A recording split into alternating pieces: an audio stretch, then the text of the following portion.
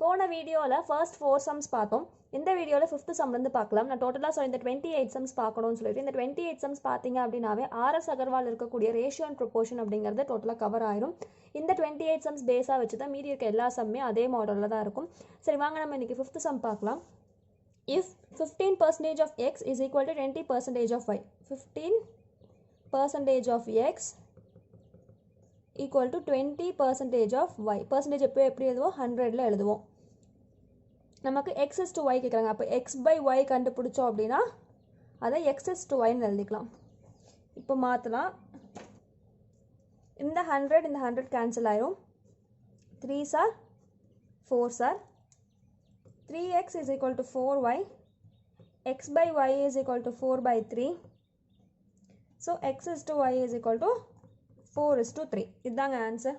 x square plus y square is equal to 4xy. Then x is to y என்னன்னு கேட்காங்க. இந்த மாதிரி algebraic form of sum 5 sum இருக்குது. இந்த 5 some மட்டும் தான் அல்ஜிப்ரிக் ஃபார்மில் இருக்கும். மற்ற எல்லாமே கொஸ்டினாக தான் இருக்கும். இப்போது நமக்கு தெரிஞ்ச ஃபார்முலா என்னங்க? a plus b whole square equal to a square plus b square plus 2ab. அதே மாதிரி a minus b the whole square equal to a square plus b square minus 2ab. இப்போ இந்த a minus b whole square கண்டுபிடிச்சு இது எந்த மாடலில் இருக்குங்க? a square plus b square minus இந்த பக்கம் வந்துச்சுன்னா minus 2ab ஆயிருங்களா? அதாவது x square plus 4y square minus 4xy is equal to 0. இது இப்படி எழுதலாங்களா? இங்கே ஏங்கிறது என்ன? x, bங்கிறது minus 2y whole square equal to 0. அப்போ x minus 2y is equal to 0. அந்த ஸ்கொயர் அந்த பக்கம் போச்சுன்னா x is equal to 2y, x by y is equal to 2 by 1, x is to y is equal to 2 is to 1. இதுதாங்க answer. Next 7th sum. 5x square minus 13xy plus 6y square is equal to 0. இந்த இடத்துல இந்த மாதிரி வர போகிறோம். அது எப்படின்னா 5x square இந்த இடத்துல இப்போ என்னென்னா நம்ம இந்த ஃபார்முலாவை இந்த இடத்துல கொண்டு வர முடியாது. ஸோ நம்ம சிம்பிளிஃபிகேஷன் பண்ண போகிறோம். minus 10xy எழுதிக்கிறேன், minus 3xy எழுதிக்கிறேன், plus 6y square equal to 0. இந்த ஈக்குவேஷனை எலாபரேட் பண்ணி இப்படி எழுதியிருக்கேன். இப்போ இந்த இடத்துல 5xங்கிறது காமன் எடுக்கலாங்க. அப்போ என்ன ஆகும்? x minus 2yன்னு வரணும். அதே மாதிரி இந்த இடத்துலையும் x minus 2yன்னு இருந்துச்சுன்னா அது ரெண்டையும் காமனாக எடுக்கலாங்களா? அப்போ என்ன பண்ணலாம்? 3y காமனாக எடுத்தோம் அப்படின்னா x இங்கே மைனஸ் இன்ட்டு மைனஸ் ப்ளஸ் ஆகணும். அதனால் மைனஸ் இங்கே போட்டு 2y ஈக்குவல் டு 0ன்னு எழுதிக்கலாம். அப்போது x மைனஸ் 2y காமன் எடுங்க. 5x minus 3y is equal to 0. அப்போது x minus 2y is equal to 0 or 5x minus 3y is equal to 0 வரும். அப்போது x is equal to 2y, 5x is equal to 3y. x by y is equal to 2 by 1, x by y is equal to 3 by 5. அப்போ x is to y is equal to 2 is to 1 or x is to y equal to 3 is to 5. இதாங்க answer. Sum x by 5 is equal to y by 8. Then x plus 5 by y plus 8 எவ்வளோன்னு கேட்டிருக்காங்க. கரெக்டுங்களா? அப்போ என்ன பண்ணலாம் அப்படின்னா நமக்கு என்ன வேணும்? x கூட இன்னொரு 5 ஆட் ஆகணும். அப்போ x plus 5 மேலேயும் 5 ஆட் பண்ணிக்கலாம், கீழேயும் 5 ஆட் பண்ணிக்கலாம். Next y plus 8 divided by 8 மேலேயும் 8 ஆட் பண்ணியிருக்கோம், இங்கேயும் கீழேயும் 8 ஆட் பண்ணிக்கலாம். நமக்கு இந்த x by 5 divide by y plus 8ஓட வேல்யூ தான் வேணும். அப்போ இது என்ன ஆகும்? 5 plus 5 டிவைடட் பை 8 plus 8. அப்போ என்ன ஆகும்? 10 டிவைடட் பை 16 கேன்சல் பண்ணுங்கள், 5 by 8ன்னு வரும். ப்ளஸ் இதுதாங்க ஆன்சர். இதில் ஆர்எஸ் அகர்வால் புக்கில் பார்த்தீங்கன்னா இந்த கே அப்படின்னு போட்டு கொடுத்துருப்பாங்க. அவ்வளோலாம் காம்ப்ளிகேட் பண்ணிக்க வேண்டாம், சிம்பிளாக முடிச்சுக்கலாம். நெக்ஸ்ட்டு a plus b அப்படிங்கிறது 6x கரெக்டுங்களா? b plus c அப்படிங்கிறது 7x, c plus a அப்படிங்கிறது 8x, a plus b plus c is equal to 14 கொடுத்துருக்காங்க. இந்த இடத்துல எவ்வளோ a எவ்வளோ b எவ்வளோ c இருக்குன்னு பாருங்கள். a plus b, b plus c, c plus a, 2 a 2 b 2 c இருக்குது. அப்போ 2 into a plus b plus c is equal to 14. இந்த இடத்துல 2 மல்டிப்ளை பண்ணிக்க, அப்போ இங்கேயும் 2 மல்டிப்ளை பண்ணுங்கள். அப்போ என்ன ஆகும்? a இப்போ என்ன ஆகும்? 6x plus 7x plus 8x. இதோட வேல்யூ என்னங்க? இது என்னங்க? a plus b plus b plus c plus c plus a. அப்போ என்ன ஆகும்? 2 into a plus b plus c ஓட வேல்யூ ஆயிருமா இதுங்க? Equal to 14 into 2. 21x is equal to 28 x is equal to 28 divided by 21. அப்போ xோட value என்னங்க 4/3. இந்த இடத்துல என்ன கேட்காங்க வேல்யூ ஆஃப் c கேட்டிருக்காங்க. அப்போ என்ன ஆகும் c plus a ஓட வேல்யூ எவ்வளோங்க 8x. a ஓட வேல்யூ தெரிஞ்சால் மட்டும்தான் நம்ம வந்து c ஓட வேல்யூ கண்டுபிடிக்க முடியும். அப்போது a ஓட வேல்யூ எதுலேருந்து கண்டுபிடிக்கலாம் நமக்கு இங்கே ஈக்குவேஷன் எக்ஸஸ் என்ன இருக்குது a plus b plus c ஓட வேல்யூ 14 இருக்குது. ஸோ இப்போ நான் ஃபஸ்ட்டு a plus b ஓட வேல்யூ கண்டுபிடிக்கிறேன் 6x. So 6 into 4/3. அப்போ a plus b ஓட வேல்யூ எவ்வளோங்க 8. அப்போ எனக்கு a plus b ஓட வேல்யூ 8 தெரியும் plus c is equal to 14. அப்போ c ஓட வேல்யூ எவ்வளோங்க 14 minus 8, c ஓட வேல்யூ 6. அவ்வளோதாங்க இதோட answer. A fraction which bears the same ratio to 1/7 that 3/11 does to 5/9 is equal to. Question first நல்லா புரிஞ்சுக்கலாம். A fraction ஒரு fraction இந்த fraction டீடைல்ஸ் கொடுக்கல which bears the same ratio to 1/27. அதாவது 1/27க்கு இந்த ஃப்ராக்ஷனுக்கு வர ரேஷியோவும் that 3/11 does to 5/9. அதாவது 3/11 5/9க்கு தர ரேஷியோவும் சேம் அப்படிங்கிறது இந்த கொஸ்டினோட மீனிங். நமக்கு இது எப்படி எழுதலாம் x/1/27. இந்த ரேஷியோவும் ஈக்குவல்ங்கிறாங்க. இதுக்கு கிடைக்கக்கூடிய ஒரு வேல்யூவும் இதுக்கு கிடைக்கக்கூடிய வேல்யூவும் ஈக்குவல் அப்படின்னு சொல்கிறாங்க. அப்போது ஈக்குவல் டு 3/11 டிவைட் பை 5/9. நமக்கு இப்போ ஒரு ஈக்குவேஷன் கிடச்சிருச்சு. இந்த ஈக்குவேஷன் நம்ம சால்வ் பண்ணலாம். 3/11 இது மேலே போச்சுன்னா into 9/5 into 1/27. 3 9s are 27 cancel பண்ணிக்கலாம். அப்போ எக்ஸோட வேல்யூ என்னங்க 1/55. ஃப்ராக்ஷன் இது ஒரு ஃப்ராக்ஷன் தான். அப்போது நம்ம அந்த ஃப்ராக்ஷனோட வேல்யூ எவ்வளோங்க 1/55. Next 11th sum given rupees 366 are divided among us A, B, C. அதாவது ஏக்கும் பிக்கும் சிக்கும் சேர்த்து rupees 366 கொடுக்குறாங்க. A may get 1/2 as much as B and together get. அதாவது பியும் சியும் டுகெதர் வாங்குற அமௌண்ட்டில் half வந்து A வாங்குறாரு. A may get 1/2 as much as B and C together gets. Then B may get 2/3 A and C together gets. Then what is the value of A? A ஓட value என்னன்னு சொல்லி கேட்குறாங்க. இதை different மெத்தட்ஸில் solve பண்ணலாம். நீங்கள் RS அகர்வாலில் புக்கில் பார்த்தீங்க அப்படின்னா ரேஷியோ அண்ட் ப்ரொபோர்ஷன் யூஸ் பண்ணி சால்வ் பண்ணியிருப்பாங்க. நான் இங்கே ரேஷியோ அண்ட் ப்ரொபோர்ஷன் யூஸ் பண்ணி சால்வ் பண்ண போகிறது கிடையாது. ஒன்று எப்போவுமே மைண்டில் எடுத்துக்கோங்க. நமக்கு சொல்யூஷன் அப்படிங்கிறது கடைசியில் வர ஆன்சர் எந்த மெத்தடில் போட்டாலும் சேமாக தான் வரும். நமக்கு இங்கே எந்த மெத்தடில் போகிறோங்கிற முக்கியம் கிடையாது. Because it is not a semester exam. நம்ம இங்கே போட போகிறது அந்த ஃபைனல் ஆன்சருக்கு வேண்டிதான். ஸோ நீங்கள் ஈஸியான மெத்தடுக்கே போயிடலாம். இப்போ நம்ம சொல்யூஷன் போடலாம். நமக்கு என்ன கொடுத்துருக்காங்க இந்த ஈக்குவேஷன் எடுத்துக்கங்க. இதில் தான் ஏங்கிறது கொடுத்துருக்காங்க 1/2 B plus C. அப்போ B plus Cக்கான அமௌண்ட் எவ்வளோ இருக்கும் 366 minus A. கரெக்டுங்களா? இப்போ A equal to 1/2 பிக்கும் சியும் வாங்குற அமௌண்ட் என்னங்க மொத்தமாக rupees 366. 366ல் ஏவோட பங்கு கழிஞ்சிட்டா பிக்கும் சிக்கும் டுகெதர் எவ்வளோ அமௌண்ட்டுன்னு தெரிஞ்சிடும். 366 minus A. இந்த ஈக்குவேஷன் சால்வ் பண்ணுங்கள். 3A is equal to 366. A is equal to 366/3 rupees 122. A ஓட ஷேர் எவ்வளோங்க rupees 122. Next 12th sum. If a cartoon containing a dozen mirrors is dropped. ஒரு கார்ட்டூனில் 12 மிரர் இருக்குது. அந்த 12 மிரரும் கீழே விழுந்துருது. Which of the following cannot be the ratio of broken mirrors to the unbroken mirrors? ஒரு certain answers கொடுத்துருக்காங்க. அந்த ஆன்சர்ஸில் எது வந்து ரேஷியோ ஆஃப் ப்ரோக்கனுக்கும் அன்ப்ரோக்கனுக்கும் இருக்காது அப்படின்னு சொல்லி கேட்டிருக்காங்க. இந்த இடத்துல நம்ம ஆப்ஷனில் இருந்தாங்க போகணும். ஸோ ஃபஸ்ட்டு ஆப்ஷன்ஸை எழுதிடுறேன். சொல்யூஷன் போடலாம். மொத்தமாக 12 மிரர்ஸ் இருக்குது அந்த டசனில். கீழே விழுந்துருச்சு அப்படின்னா கண்டிப்பாக அது உடையிறது எப்படி உடையும்? ஒன்று உடஞ்சால் முழுசாக உடஞ்சிரும். இந்த பாதி உடஞ்சாலுமே அந்த மிரர் உடஞ்சதுதாங்க அர்த்தம். ஸோ 5 மிரர் உடஞ்சிருந்துச்சு அப்படின்னா 7 மிரர் உடையாமல் இருக்கும். இதே 6 மிரர் உடஞ்சிருச்சுன்னா 6 மிரர் உடையாமல் இருக்கும். ஹோல் நம்பர்ஸாக மட்டும்தான் அந்த வேல்யூஸ் இருக்கும்.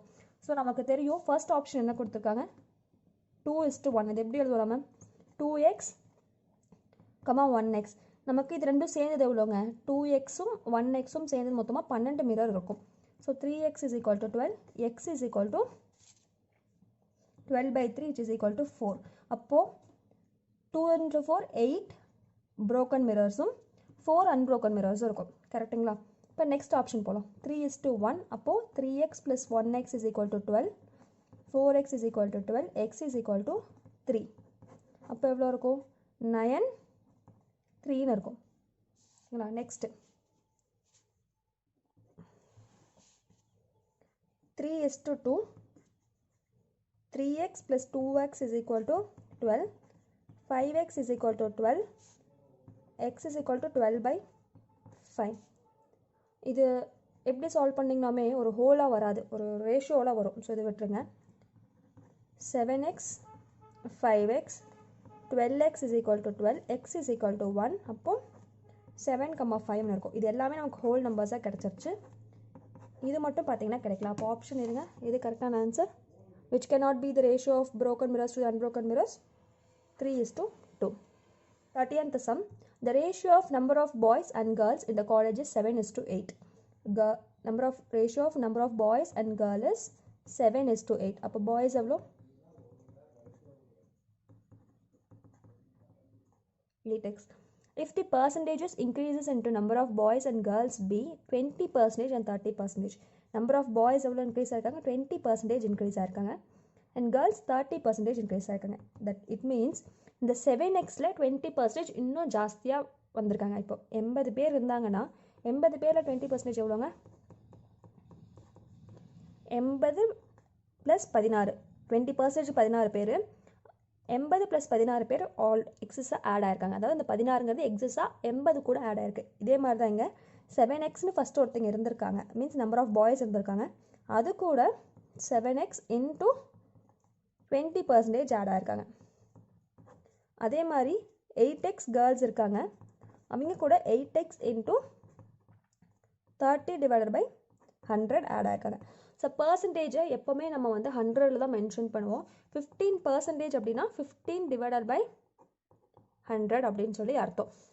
இப்போ 100ல் 20% எவ்வளோங்க? 20 ரூபா. இந்த மாதிரி தாங்க நம்ம கால்குலேட் பண்ணணும். ஸோ நம்ம இந்த ஈக்குவேஷனை சால்வ் பண்ணலாம். ஸோ நான் வந்து கீழே வந்து பேஸ் சேமாக இருந்தால் அப்படியே கேன்சல் பண்ணிடலாம்னு சொல்லிட்டு கீழே பேஸை நான் சேமாக வச்சுருக்கேன். 7x + 14x divided by 100, sorry 10, so 8x plus 24x divided by 10. அப்போ 70x plus 14x is to 8x plus 80x plus 24x divided by 10. இந்த 10ம் 10ம் கேன்சல் ஆயிரும். அப்போ 84x to 104x. இப்போ இது கேன்சல் பண்ணுங்கள். 4 டேபிள் கேன்சல் பண்ணால் 21, 2 sorry 8 போட்டால் 26. So இந்த எக்ஸுமே கேன்சல் ஆயிரும். அப்போ ரேஷியோ என்னங்க? நியூ ரேஷியோ தானே கேட்டிருக்காங்க. 21:26. இதுதான் final answer. The sum. A sum of money is distributed among A, B and C and D in the proportion of 5:2:4:3. ஒரு பர்டிகுலர் அமௌண்ட் ஆஃப் மணி எவ்வளோ அமௌண்ட்டுன்னு சொல்லி இங்கே கொடுக்கல. ஆனால் எல்லாத்துக்கும் 5:2:4:3 அமௌண்ட்டை கொடுத்துருக்காங்க. அப்போது 5x + 2x + 4x + 3xங்கிறது ஒரு சர்டன் அமௌண்ட் இங்கே இருந்திருக்கு. ஸோ அங்கே 5 ஏக்கு வர வேண்டிய ஷேர் எவ்வளோங்க? 5x. பிக்கு வர வேண்டிய ஷேர் 2x. இது சிக்கு, இது டிக்கு வர வேண்டிய share. If C gets 1000 more than D gets. இங்கே சியோட டோட்டல் வேல்யூ இல்லைங்க, 4xங்கிறது தான் டோட்டல் வேல்யூ. 1000 ப்ளஸ் டியோட வேல்யூவில் 3x. அப்போது 3xங்கிறது மைனஸ் 4xங்கிறது 1000. அப்போ எக்ஸோட வேல்யூ இல்லைங்க 1000. அங்கே கேட்டிருக்க கொஸ்டின் என்ன? What is the B share தான் கேட்டிருக்காங்க. பியோட ஷேர் எவ்வளோ? 2x which is 2 into 1000.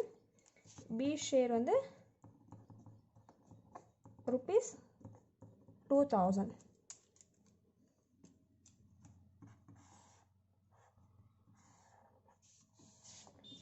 கொஷினை அண்டர்ஸ்டாண்ட் பண்ணிக்கணும், கிவன் என்னன்னு தெரிஞ்சுக்கணும், என்ன கண்டுபிடிக்கணும் தெரிஞ்சுக்கணும். அந்த கண்டுபிடிக்கிறதுக்கு வேறு ஏதாவது எக்ஸ்ட்ரா ஸ்டேட்மெண்ட் கொடுத்துருக்காங்களா அப்படிங்கிறத பார்க்கணும். இந்த இடத்துல பாருங்கள், ratio of earning of A and B, A and பியோட ரேஷியோ ஆஃப் ஏர்னிங் என்ன 4:7. அப்போ இது என்ன 4x 7x. இதுதான் ratio of earning of A is to B.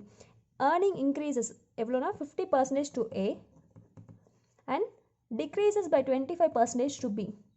இப்படி டிக்ரீஸ் ஆனதுனால அவங்களுக்கு கிடைச்ச பிகம்ஸ் ரேஷியோ என்ன இருக்குங்க, இப்போ 4:7 ஆயிருக்கு. ஒருத்தருக்கு இன்க்ரீஸ் ஆகி இன்னொருத்தருக்கு டிக்ரீஸ் ஆகிருக்கு. அப்போ ரேஷியோ என்ன ஆயிருக்கு 8:7ன்னு சொல்லிட்டு மாறி இருக்கு. இப்போ நம்ம ஏவோட ஏர்னிங் என்னன்னு கேட்டிருக்காங்க. ஓகே, நம்ம சொல்யூஷன் போடுவோம். 4x ஆல்ரெடி இருந்திருக்கு, அந்த 4xல 50% இன்க்ரீஸ் ஆயிருக்கு. அதே மாதிரி 7x ஆல்ரெடி இருந்திருக்கு, அவங்களுக்கு 25% டிக்ரீஸ் ஆயிருக்கு. டிக்ரீஸ்னா மைனஸ் பண்ணும், 7xல டிக்ரீஸ் ஆயிருக்கு. விச் இஸ் சிமிலர் அஸ் கடைசியில் இது இங்கே இப்படி வர ரேஷியோவும் அந்த 8:7ங்கிற ரேஷியோவும் சேம். இப்படி இருந்தால் கடைசியில் 8:7 ரேஷியோ தான் அது வருமே. இப்போ நமக்கு இந்த எக்ஸோட வேல்யூ கண்டுபிடிச்சோம் அப்படின்னா 4 × x போட்டு என்ன ஏவோட ஏர்னிங்ஸ்னு சொல்லி கண்டுபிடிச்சிடலாம். இப்போ நம்ம சால்வ் பண்ணலாங்களா? 4 ஏன்னா நான் பேஸ் சேமாக வரணும்னு சொல்லியிருக்கேன், அதனால் வந்து போட்டிருக்கேன். So 4x + 16 18x divided by 4 7x minus 1/4 similar as 8:7. So 16x plus 8x divided by 4 is to 28x minus 7x divided by 4 equal to 8:7. So the 4 வந்து base same இருக்கு, cancel பண்ணிடலாம். 16x plus 8x divided by 28x minus 7x is equal to 8/7. எனக்கு சிமிலராக இருக்குது, நான் ஃப்ராக்ஷனாக போட்டு நான் equal to போட்டேன். So 16 plus 8 எவ்வளோ 24/21 is equal to 8/7. இந்த இடத்துல எக்ஸும் கேன்சல் ஆயிரும். கேன்சல் பண்ணிங்கன்னா எங்கேயாவது எங்களுக்கு எக்ஸோட வேல்யூ கண்டுபிடிக்க முடிஞ்சிச்சா? எங்கேயுமே இந்த இடத்துல நம்ம எக்ஸோட வேல்யூ கண்டுபிடிக்க முடியல. ஆப்ஷனில் பாருங்கள், டேட்டா இன்அடிக்குவேட்னு சொல்லி ஒரு ஆப்ஷன் இருக்கும். இந்த இடத்துல நீங்கள் நமக்கு கொடுத்த டேட்டாவே இவ்வளோ தான். எக்ஸஸாக எந்த இடத்துல அவங்க எந்த டேட்டாவுமே கொடுக்கல. ஸோ இருக்கிற டேட்டாவை வச்சுட்டு நம்மளால் கண்டிப்பாக ஏவோட வேல்யூ நம்ம இந்த இடத்துல கண்டுபிடிக்கவே முடியாது. ஏன்னா எக்ஸோட வேல்யூ கண்டுபிடிச்சா தானே ஏவோட வேல்யூ கண்டுபிடிக்க முடியும். இந்த இடத்துல ஏவோட ஏர்னிங்ஸ் எவ்வளோன்னு கண்டுபிடிக்க முடியாது. So answer is data inadequate. So 16th sum, நீங்கள் ரேஷியோ அண்ட் ப்ரொபோர்ஷன் இப்படி தான் சால்வ் பண்ணுமா, வேறு ஏதாவது மெத்தட் இருக்கான்னு கேட்டிங்கன்னா இதில் நிறைய ட்ரிக்ஸும் இருக்குது. ஸோ ட்ரிக்ஸ் சொல்லிக் கொடுக்கறது it's not a big deal. ஆனால் வந்து ட்ரிக்ஸ் சொல்லிக் கொடுக்கறதுக்கு முன்னாடி you need to understand the topic. உங்களுக்கு அந்த ரேஷியோ அண்ட் ப்ரொபோர்ஷனை இப்படி தான், இது இந்த மெத்தட் தான் அப்படின்னு சொல்லி நீங்கள் அண்டர்ஸ்டாண்ட் பண்ணிக்கிட்டிங்கன்னா மட்டும்தான் உங்களுக்கு ட்ரிக்ஸ் யூஸ் ஆகும். எதுவுமே தெரியாமல் ட்ரிக்ஸ் கொண்டு போய் போட்டோம் அப்படின்னா அந்த மாடல் சம் வந்தால் மட்டும் தான் போட முடியும். நீங்கள் கான்செப்ட் அண்டர்ஸ்டாண்ட் பண்ணியிருந்தால் மட்டும்தான் எந்த மாடல் சம் வந்தாலுமே நம்மளால் போட முடியும். இந்த இடத்துல பாருங்கள், ரேஷியோ பிட்வீன் 2 numbers is 3:4. இப்போ 3x 4xங்கிறது நமக்கு கொடுத்துருக்க நம்பர்ஸ், கரெக்டுங்களா? And their LCM is 180. நம்பரை ஃபைன் பண்ண சொல்கிறாங்க. ஃபர்ஸ்ட் நம்பர் என்னங்க 3xஐ ஃபைன் பண்ண சொல்கிறாங்க. ஸோ நமக்கு இந்த இடத்துல இந்த சம் சால்வ் பண்ணால் உங்களுக்கு ஒரு கண்டிப்பாக ஒரு ஃபார்முலா தெரிஞ்சுக்கணும். Product of 2 numbers is equal to LCM and HCF of that number, multiple of LCM and HCF of that number. இந்த இடத்துல product of 2 numbers என்னங்க 3x into 4xங்கிறத product of 2 numbers. அதோட LCM கொடுத்துருக்காங்க. ஸோ HCF என்ன அப்படிங்கிறது நமக்கு தெரியாது. So HCFனா first உங்களுக்கு என்னன்னு தெரிஞ்சிருக்கணும், LCMனா உங்களுக்கு என்னன்னு தெரிஞ்சிருக்கணும். LCM அப்படின்னா லீஸ்ட் காமன் மல்டிபிள்பாங்க, இதே HCFனா ஹையஸ்ட் காமன் ஃபேக்டர். ஸோ இந்த ரெண்டுக்குமே ஹையஸ்ட் காமன் 3x 4xக்கு இருக்க ஹையஸ்ட் காமன் ஃபேக்டர் என்னங்க, இந்த எக்ஸுங்கிறது தான் ஹையஸ்ட் காமன் ஃபேக்டர். ஸோ இது ரெண்டுமே சேம் வேல்யூ தானே. இங்கே 4ஆல் மல்டிப்ளை பண்ணோம் அப்படின்னா இங்கேயும் 4ஆல் தான் மல்டிப்ளை பண்ண போகிறோம். ஸோ அப்படிங்கிறது தான் உங்களுக்கு இந்த இடத்துல ஹையஸ்ட் காமன் மல்டிபிள். ஸோ இந்த எக்ஸ் இங்கே போட்டுக்கிறேன், ஒரு எக்ஸும் கேன்சல் ஆயிரும். 12x is equal to 180, x is equal to 180 divided by 12. 60 or 4 sir அப்படின்னா 15 வரும். இப்போ எக்ஸோட வேல்யூ என்னங்க 15. ஃபர்ஸ்ட் நம்பரோட வேல்யூ கேட்டிருக்காங்க. இப்போ 3 இன்ட்டு எக்ஸ், இப்போ 3 இன்ட்டு 15 வரும், which is equal to 45.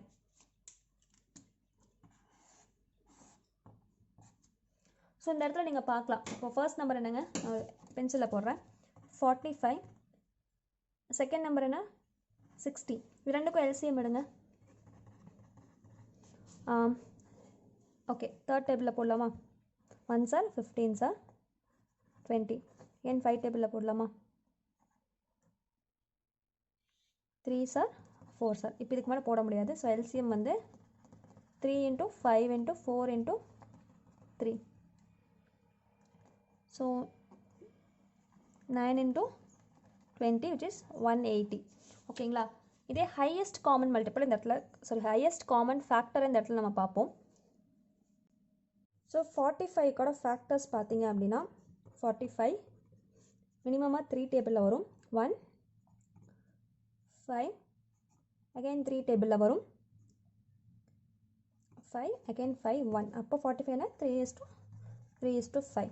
இது 60யோடது மினிமம் செகண்ட் டேபிளில் வரும். 30 2 sir 15 again 3 sir 5. 60யோடது 3 into 2 into 2 into 5.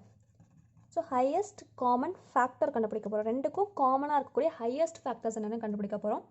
So 3 இருக்கும் அண்ட் 5க்கு 5 இருக்கும். ஸோ ஒரு டைம் தான் எடுத்து எழுதணும். 3 இன்ட்டு 5 15.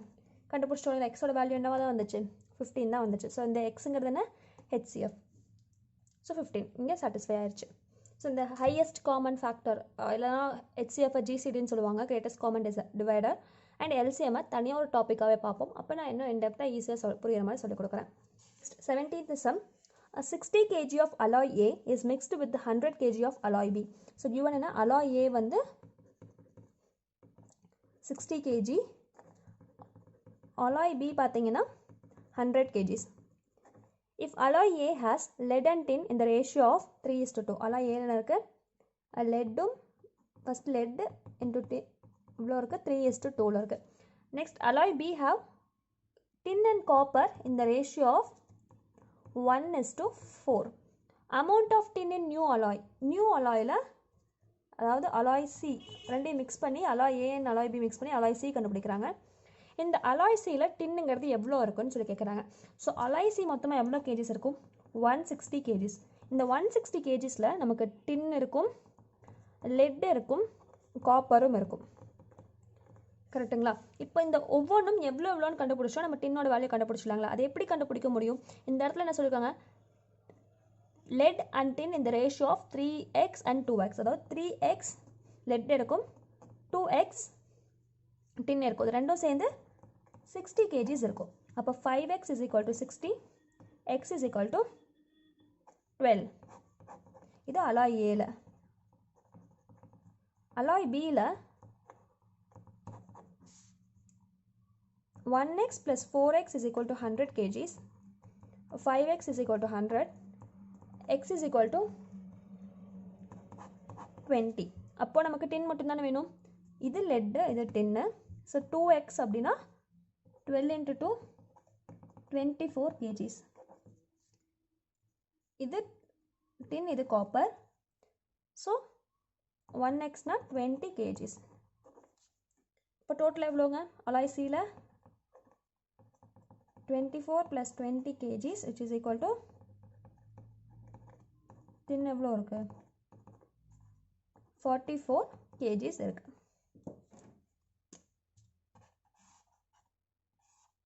இவ்வளோதாங்க.